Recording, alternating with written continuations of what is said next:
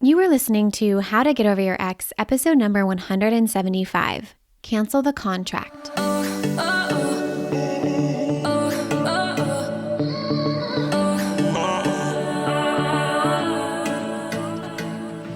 Welcome to How to Get Over Your Ex, a podcast on getting over your ex without it just taking time. I'm your host, Breakup Coach Dorothy. Let's turn your pain into power and your heartbreak into happy. Hello, beautiful Bravehearts. How is everyone doing today? I am feeling good. I feel like I am finally able to see the light at the end of the tunnel, and that's just a great place to be, you know? It's always difficult getting there, but once you're there, you're like, yes, I can feel it. So I actually wanted to take a break from what we had scheduled for today's episode to come in and chat to you or chat with you today about a personal story that I shared inside of the Get Over Your Ex program. And those Bravehearts really loved it so much that they were like, you need a podcast episode on this. You have to do a podcast episode. So you can thank the individuals inside of Get Over Your Ex for today's episode. They really invited me to share this experience with all of you here today. And it's going to be epic. I can already feel that it's going to be one of those episodes that all of you reference and love. And I'm really excited to share about it. Before I start my personal story that will kick us off for today, I want to make sure that you guys come to the Braveheart Festival. It is a free event. It's happening the weekend before Valentine's Day, so February 11th and 12th. It's coming up this week. It is going to be 2 days of a heart healing experience, and we're going to spend those 2 days together really creating your epic comeback. So I want you to feel very confident before Valentine's Day, really certain, really good about yourself. So you have to come. I want to see you there. There's going to be coaching, teaching, emotional clearing, and it's just going to be a really amazing, beautiful heart healing experience, and it's completely free. So bring your friends, bring family, whoever you want to come with you. I would love for all of you to attend. You can get your tickets for free at dorothyabjohnson.com/2023 Braveheart Festival. And I'll obviously put that in the show notes. Okay, so listen, let's start because this is going to be the most epic episode I've done in a really long time. I'm very excited to share about this. I have been house hunting. Now, the reason that I think this is so interesting is my Bravehearts inside of Get Over Your Ex, they keep getting over their ex and they're buying their dream homes. And this happens like pretty frequently inside of there. And I'm like, you know what? I need to do this. I need to buy a home. I'm very inspired by y'all. I'm inspired by the fact that you don't just go after a home, you go after your dream home, which is just so fun. So I've been house hunting and I found this really beautiful home on a street called Dunwoody. And I was like, oh my God, this is perfect. 4-bedroom, 4-bath. We've got the remodeled kitchen. I was like, this is Dorothy and Dog on Dunwoody. I loved it. What happened though was when I went under contract, I went to do the inspection, and when we got the inspection back, it was just riddled with problems, like riddled, which didn't make any sense because they said it was new plumbing, new electric, new flooring, and I was just completely devastated because I was like, this is it. This is the home, right? And I felt truly heartbroken in that experience and just devastated and defeated. It was very similar to how I see my Bravehearts experience heartbreak when it comes to a breakup or divorce. And what was fascinating is I noticed myself, I kept trying to make it flow. I was asking all of my friends for like feedback, trying to make it work. And it was just a very interesting experience where I was like grappling with figuring out solutions. Like maybe we need more inspections, or maybe I need to go back and forth with the seller. And then finally one day, I just came to the conclusion of like, I really just have to cancel this contract. There is no reason for me to buy this home anymore. It was like it was overdue, and I could tell I was probably just starting to make the seller mad, honestly, at this point. And it was just like too much. It was really hard for me to let go of that house, though. It was not an easy decision. It felt like I was going to miss out, right? I had gotten emotionally attached.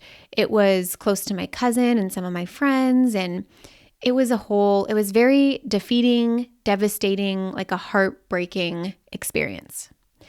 Now, the interesting part about this is the day that I signed that cancellation contract, I had a thorough meltdown, or what my client calls them episodes. I had my own personal episode with my coach about just feeling very defeated and distraught about this experience.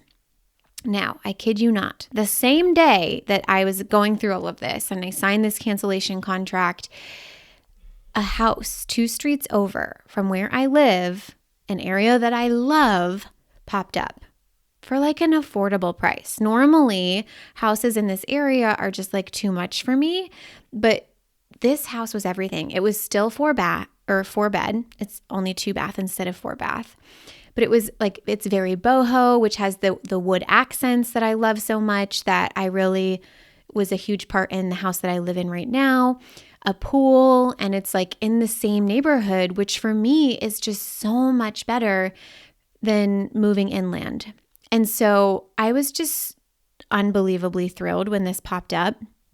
And the whole night before, I put in the cancellation contract, the whole night before, my cousin kept telling me, Dorothy, you need to remember it's going to be this or something better, this or something better. If you liked it this much, it's only got to be better. And here I am. I tell you guys all the time, bigger and better, right? So this to me was my something better. And I found it wild that it appeared on the same day I canceled the contract for Dunwoody, which Dunwoody, I thought it couldn't get any better. It was a beautiful home. It was magnificent. It had this beautiful pearly white fireplace. I could go on and on and on. There were so many beautiful things about that home. So then I call my realtor and I'm like, Marco, we have to go see this home. It's going to go fast. I just knew it was going to go fast. And he says he can't make it out till the following day. And I'm like, Marco, if you lose this house for me, we're going to have problems. Do not lose this house for me. And so he schedules a showing for the next day. And I'm like, okay, we should come prepared with an offer. I already know I'm going to love it. And he's like, slow down. We need to be really sure that this is the one, instead of doing what we did with Dunwoody. And I'm like, come on, I know it's the one. He wouldn't do it. So long story short, we get to go see the house the next day. I, of course, love it. And there were already 3 offers on that home. And there was a showing scheduled immediately following mine. So that was wild. 2 of those 3 offers were cash. And I personally do not have the cash to make a cash offer. So I'm like, Marco, how on earth do we compete with cash offers? I love this home. I know it's my home. How do we make this happen? And we went in with a pretty aggressive offer. And then what was super fascinating is we were making this offer on last Tuesday night. And I had scheduled, a couple weeks ago, I had scheduled this episode for the podcast called A Love Letter for Your Heart. And that was coming out the next day. And so when I was seeing that podcast was being launched the next day and the socials that go along with it and what I needed to be doing for launch of that, I was like, you know what? I'm going to write a love letter to the sellers, because I walk by this house. I kid you guys not. This is just so wild. I walk by this house every day with Tinkerbell. I love this home. They have 2 beautiful live oaks out front. And when I saw the listing on Zillow and realized it was the same house, I was just in complete disbelief. And the photos on Zillow were showing these different, quirks about the home that were actually also on my vision board that I made from a year ago. And then when I walked into the home, I felt like I just watched my whole future flash before my eyes. It was just an amazing experience. And again, it just flowed in a completely different way than Dunwoody. And so I told all of them this in the letter that I wrote them. So the next day, I have to wait all day for them to review all the offers, and they get back late. They get back to us later in the evening. Well, it was afternoon, 4 p.m. And they said that I got it. I went under contract for that beautiful home the next day, and it blew my mind. And their realtor said it was because of the letter, and I am just so elated and so excited. I couldn't believe it. It was such a fun experience. And The reason I'm telling all of this to you guys right now is because it's so relatable to heartbreak. And I started seeing the parallels of this experience in a lot of different ways for my clients who are inside of Get Over Your Ex right now.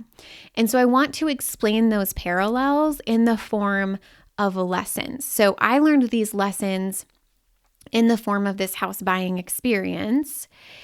And I want you to see it through the lens of heartbreak, breakup, and divorce, okay?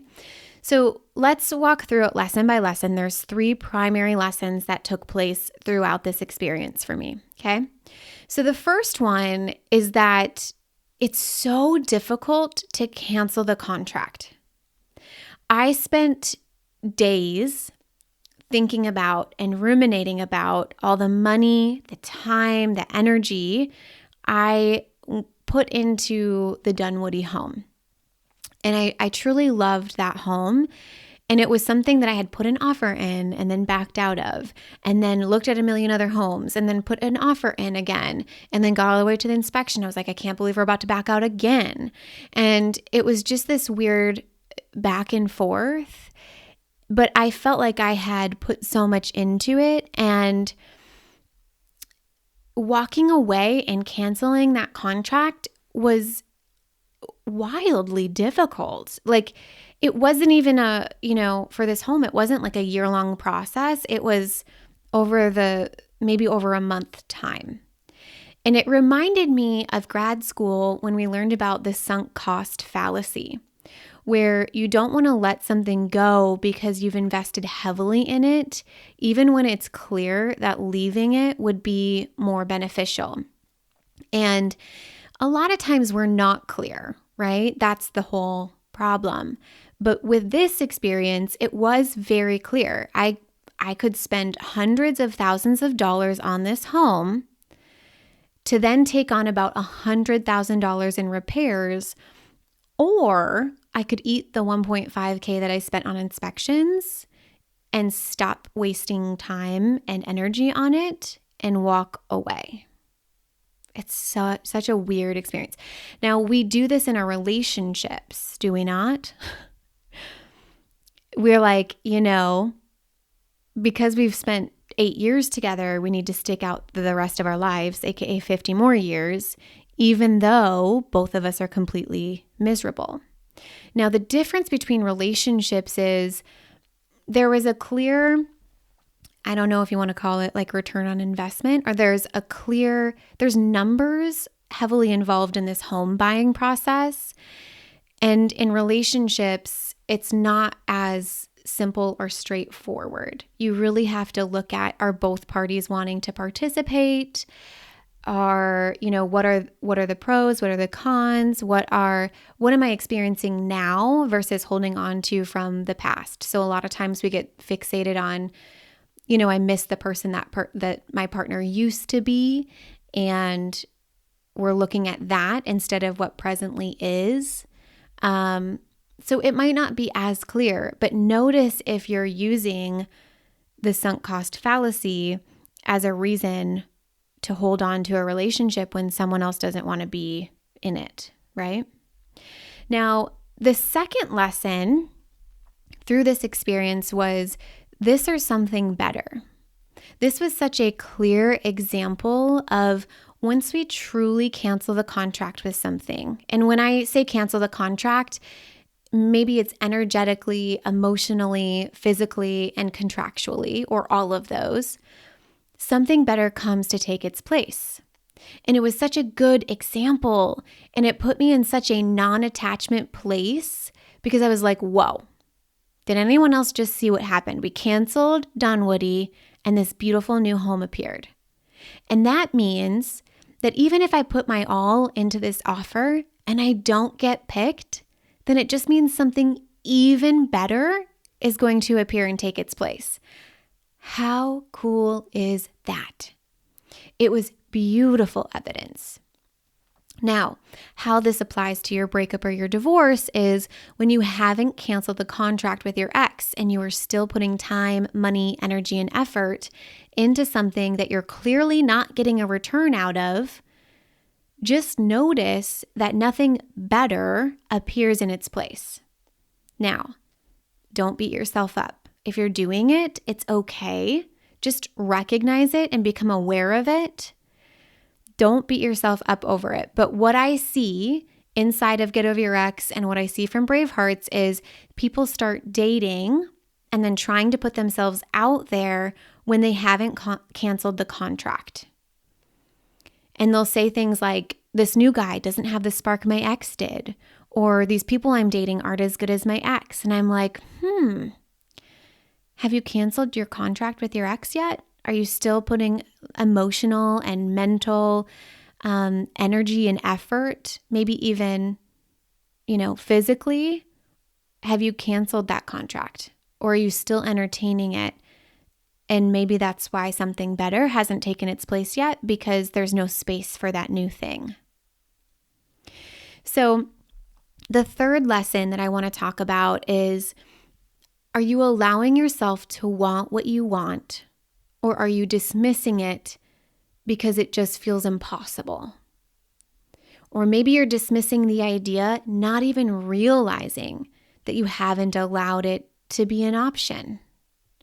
So the example of this home buying experience is, this whole time I've been house hunting, I actually removed this area from my search because I just thought there would be no way that a house remodeled in this area would be in my price range. It wasn't even that I told myself it was impossible. I literally just removed it from the platter of opportunities. I didn't even let myself entertain the idea. I was just dismissing this area completely.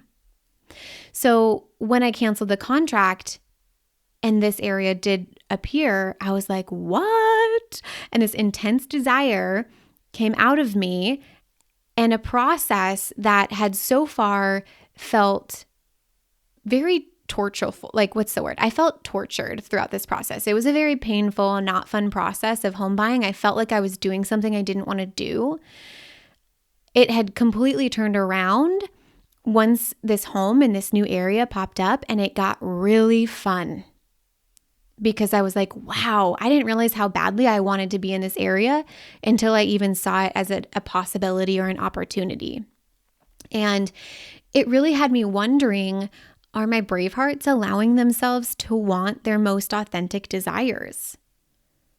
It was actually kind of wild because we will be spending an entire session on this lesson at the Braveheart Festival, and I cannot wait to teach you, because I'm going to teach you a specific tool that takes what you want that feels impossible and make it possible. It's a part of creating your biggest comeback. But the first step to that is recognizing, am I allowing myself to want what I want? I want you to seriously check yourself. Is there something I had with my ex that I have completely dismissed for myself, that I haven't been allowing myself to want?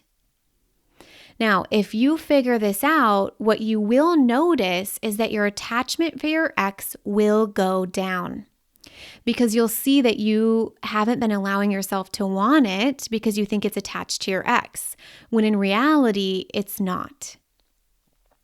But this is difficult to see on your own sometimes. Hence, having a coach makes it so much easier. But I do want to give you some things to look at or look for so that you can know if you're stuck in this lesson, if you are experiencing this. Because I didn't even notice until that opportunity came up. So I want you to know what this looks and feels like. If you're not having fun during the process of building the bigger and better, right? So for me, I was looking at renting versus buying. When I thought about renting, it just felt just feels like, what am I doing? That's not what I want. And then also when it came to location, it wasn't even necessarily completely repulsed from other locations. It was just not fun because it wasn't truly what I desired. It wasn't really what I wanted. I wanted to be closer to the beach. So every time I'd find a beautiful home that was actually further away from the beach, it just felt like, yeah, it's good. It's great. My friend Nina actually was amazing at helping me understand this. because she was talking about how when she fell in love with her home, she was like, I don't care what it costs. I don't care what we have to do with the inspection. I don't care. Like, I want this home. This is my home. And I was not having that experience with the Dunwoody home.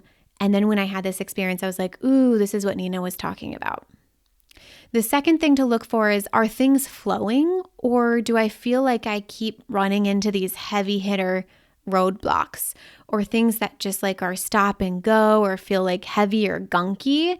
Maybe the gears keep jamming. We all know this feeling, but we don't normally slow down or stop ourselves in the process to just look at and double check, am I going for what I truly want, or am I going for something I think I'm supposed to want? And lastly, once you hit the energy of actually going after something you truly desire, you will know it. It's going to be a full body yes. It's going to feel energetic and uplifting and exciting. And the crazy part too about this whole experience with the house is I didn't really have to ask anyone else's opinion. With the Dunwoody home, I kept asking other people's opinions of like, what do you think? Or this, that, and the other, almost trying to like get convinced into purchasing that home. When in reality, like when I saw this home, I like knew it was what I wanted and I didn't need anyone else's opinion. I didn't want anyone else's opinion. I of course want to make sure that the bones are good and everything's solid with that. But it was very clear to me that this was an energetic full body yes for me. And that's a beautiful experience to have, because once you have that, you'll know that energetic upgrade feeling and you won't want to settle for anything less than that. So many lessons in such a beautiful, fun experience. And I want to just sum it up really quickly. So the first one, right? It's sometimes really difficult to cancel the contract, and that's okay. But don't let the sunk cost fallacy keep you from going after your something better. Number 2, cancel the contract energetically, physically, mentally, and emotionally. And when you do that, you will allow space for the something better to appear. Number 3, are you allowing yourself to want what you truly desire, or are you going after something you think you're supposed to want? All right, my brave hearts, I love you so much.